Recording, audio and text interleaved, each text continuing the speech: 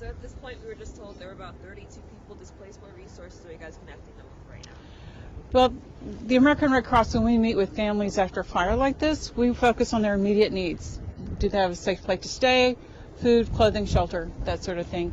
So, a lot of that is going to depend on each individual family because every family has a different unique set of needs. And so we'll be focusing on identifying what those needs, where the Red Cross can plug into that, and then what other partners we might need to bring to the table for those conversations. What are some of those resources that you help families with moving forward? Moving forward, a lot of what we offer is actually connections to our partner agencies. Red Cross can provide some limited financial assistance and, based on different circumstances and family size and all the different things.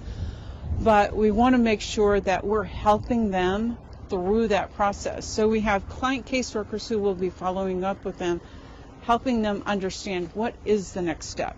What do I need to be focusing on?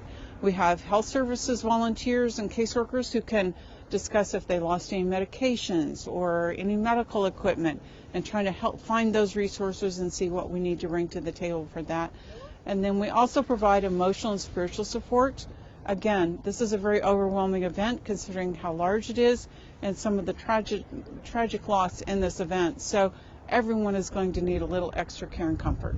Talk about how crucial these services are, especially when we take into account the time of year that it is. It's so cold, and I'm sure you guys are dealing with people of all ages in this. This time of year, fires are hard any time of year, but when it's this time of year and it is so cold and everyone is looking for a safe place to be, so it is always much more difficult. Also, we're coming off the holidays, which it makes everyone a bit more vulnerable. And agencies across our community are working so hard together to meet the needs of everyone who has been displaced. If you have a house fire, an apartment fire, maybe the power is out to your building or to your house, and they say, oh, it's going to be off for a day or two. If it's 60 degrees outside, that may not be a big deal. But when it is below zero wind chills, you can't stay in your apartment without utilities. You can't stay in your home without access to sufficient heat. So that means that they are truly, truly displaced, and so it just puts an extra burden on everybody. How long can it take people to get back on their feet, with the services that y'all provide? It varies from case to case. It depends on what their personal resources are, what their personal, plans have been up to this point. So every case is going to be a little different. Joanne, how can people, if they're seeing this at home, how can they help out with these people that, as a resource people can provide? What are those things that they can do, and where can they put those things in the answer to the center? The biggest way you can help any of our community relief agencies that work in our community is with financial donations. Financial donations allow us to bring the services to the people that they need, when they need it, in the manner they need it. We also ask that people consider volunteering in their community, whether it's with the Red Cross.